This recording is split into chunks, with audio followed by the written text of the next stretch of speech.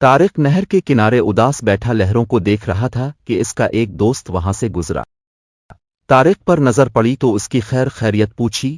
طارق نے اس کے سامنے اپنا دل کھول کر رکھ دیا کہ یار سکون کی تلاش میں ہوں، گھر میں بیوی بچوں کے شور سے تنگ آ گیا ہوں، اب تو کان بجنے لگے ہیں، ٹھیک سے دکھائی نہیں دیتا اور نیند بھی پوری نہیں ہوتی۔ جب دل زیادہ گھبراتا ہے تو نہر کے کنارے پہنچ جاتا ہوں۔ دوست نے مشورہ دیا کہ ساتھ والے گاؤں میں ایک بڑے حکیم صاحب ہیں، ان سے ملو، شاید وہ تمہارا مسئلہ حل کر دیں۔ طارق اسی دن حکیم صاحب کے پاس پہنچ گیا اور اپنا مسئلہ بیان کیا۔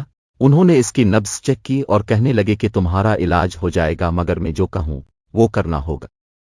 طارق نے حامی بھر لی تو بڑے حکیم صاحب نے کہا، گھر میں مرغا رکھ لو اور 3 دن بعد میرے پاس آنا۔ طارق نے دل میں سوچا کہ پہلے ہی بچوں کے شور سے تنگ ہوں، اوپر سے مرغا بھی خیر۔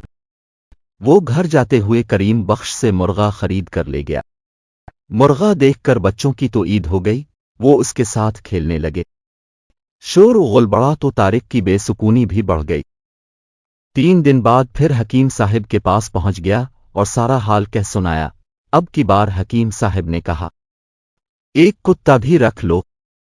طارق کے ذہن میں آیا کہ حکیم کو کھری کھری سنا دے، مگر خاموش رہا اور کتا لے جا کر گھر کے باہر باندھ دیا۔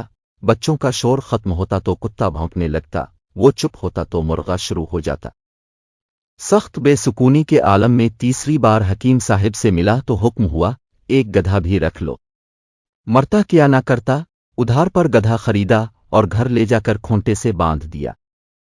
اب تو محلے والے بھی اس کے گھر پہنچ گئے کہ کچھ ہمارا بھی خیال کرو، تمہارے جانوروں اور بچوں نے مل کر ہمارا سکون برباد کر رکھا۔ طارق نے حکیم صاحب سے فریاد کی تو حکیم نے فرمایا، گدھے کو فوراً فروخت کر دو۔ آدھی قیمت پر گدھے سے جان چھڑائی تو اس رات کچھ بہتر نیند آئی۔ دوسرے دن حکیم صاحب سے ملا تو حکم ہوا، کتے کو بھی چلتا کرو۔ ایسا ہی کیا تو گھر میں مزید خاموشی ہو گئی۔ اب کی بار حکیم صاحب سے ملا تو فرمایا کہ مرغا ذبح کر کے کھا لو۔ طارق نے ہمت کر کے کہا، حکیم صاحب ٹھیک ہے، میں نے آپ کی ہر بات ماننے کا وعدہ کیا تھا، مگر مرغا ہمارے گھر کی رونق بن چکا ہے، بچے اس کی وجہ سے خوش ہیں، جب تک وہ بانگ نہ دے لگتا ہی نہیں کہ دن نکل آیا ہے۔ حکیم صاحب نے اپنا حکم دہرایا تو طارق نے بجھے دل سے اس پر بھی عمل کر ڈالا۔ پھر سے حکیم صاحب کے پاس پہنچا تو کہنے لگے، بیوی بچوں سے جان چھڑاؤ اور ان کو نانا کے گھر بھیج دو، پھر تمہیں مکمل سکون مل جائے گا۔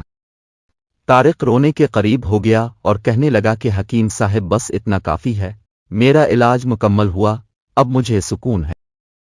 حکیم صاحب نے اس کے کندھے پر ہاتھ رکھا اور کہنے لگے، میں تمہیں یہی سمجھانا چاہتا تھا کہ سکون ہمارے اندر ہوتا ہے اور ہم اسے باہر تلاش کرتے رہتے ہیں۔ اگر ہم اپنا ذہن بنا لیں تو خلاف مزاج باتوں کو برداشت کرنے کی عادت بھی بن سکتی ہے، ورنہ ہم بے سکونی کا شکار رہتے ہیں۔ جاؤ اب اپنے گھر میں سکون سے رہو۔